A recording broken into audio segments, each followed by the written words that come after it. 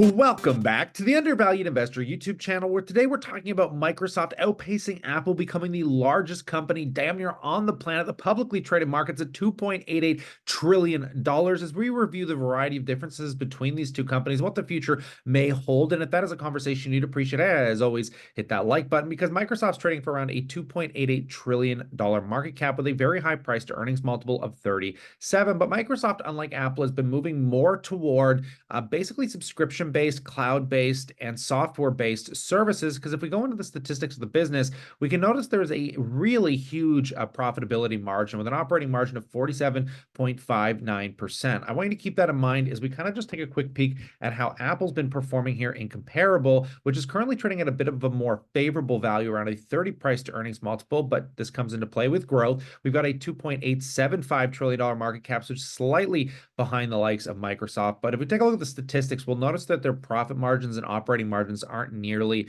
as high. And we're going to discuss this kind of moving forward because it will be the conversation of choice. But as of only recently, basically Microsoft has started to pick up steam where Apple is starting to kind of stagnate a bit. We can see that on the year to date as Microsoft starts to take off. But the farther we zoom out, the more we can kind of see this difference where Apple's been dominating the returns. But there's a good chance here that Microsoft is going to catch up and over the last 5 years actually beat out Apple's returns. And that only really depends on what the next few earnings reports look like, because Microsoft has had a very consistent revenue growth. They never dipped into negative revenue growth, really showing the resilience of their, profitability in the software side of business. And we can see that if we take a look at their price to earnings multiple, their price to earnings has shot up pretty dramatically. And this is the higher multiple that they're trading at right now and comparable to their history. But that is in the anticipation of a really good Q4 report. And, the stock price is really kind of just following this earnings per share chart with a lot of fear of the stock declining. That's when the stock dropped coming into 2022. But now we're into the recovery mode. So this next earnings is really going to be pivotal for what happens with Microsoft if they can justify the 37 times multiple. If we take a look here just briefly into their last earnings report, you can see that most segments that they offer here are growing very, very dramatically. A lot of year over year always seems to be in the double digits. This is what's appealing to a lot of investors right now, especially with cloud and Azure and Xbox starting to come back in growth.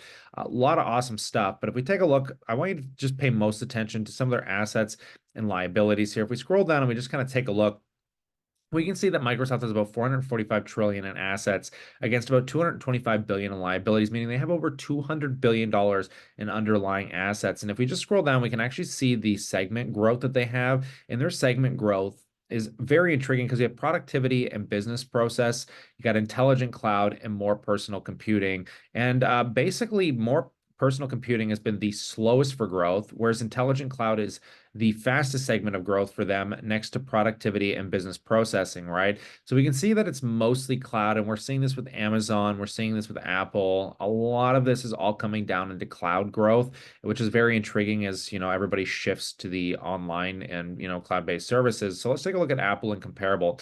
Apple is just stalling out on revenue, but it's very important to point out that Apple is more or less a product-based business, which we'll see when we get into their balance sheet, but there's been zero growth and actually negative revenue growth right now, which is quite concerning, which leads to the lower price to earnings multiple for Apple. But this is still a much higher earnings multiple than we've seen through Apple's history, because as of only basically the pandemic has the multiple been this high, but it was justifiable, right? Because even with the stock price going up, the earnings were going up dramatically with it, which was bringing down that price to earnings. So there's no problem paying a high multiple for a company, presuming you're getting that growth, because it'll start baking in some of that overvalue you're paying for it today. But we're just not seeing that today in their earnings, right? So we need to see more growth, and we'll see what Q4 has in store for Apple. But there's a lot of concern, a lot of questions at play here. So it's going to be very intriguing, because if we just scroll down and take a look at Apple segments, we all know they're basically a hardware business. We can see that basically if we take a look, and this is for the 12-month ending here from just basically 2022 to 2023. So